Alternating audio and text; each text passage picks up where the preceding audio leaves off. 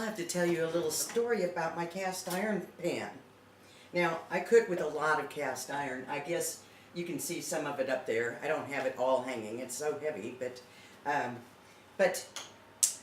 was fortunate enough to actually meet the president and owner of the Lodge Cast Iron Company last spring.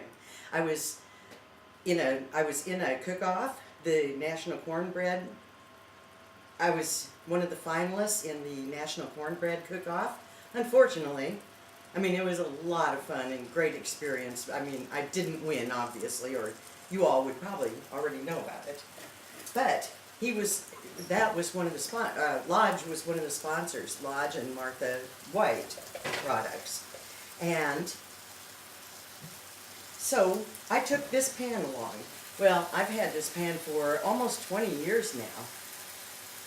Probably is 20 years.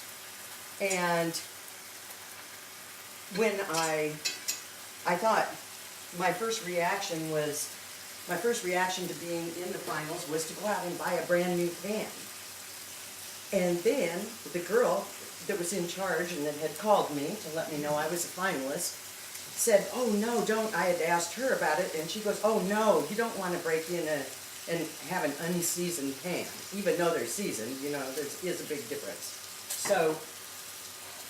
So I drug this 20-year-old pan along with me, and Bob, who owns Lodge Cast Iron, looked at it for me, and he could tell from the stamp on the underneath side of the pan exactly how old it was, because that was the particular stamp that they started using, or that they used the first year that he took the company over from his father. So I thought that was real interesting. So he dated it for me, and he said that it was made in the mid-70s. Now, Rick and I bought this at a yard sale somewhere. I mean, so, you know, I knew it was probably older than 20 years, but isn't that amazing how they can tell? So, just a little fun fact. I love my cast iron. That's another way to put some good iron in your cooking, too.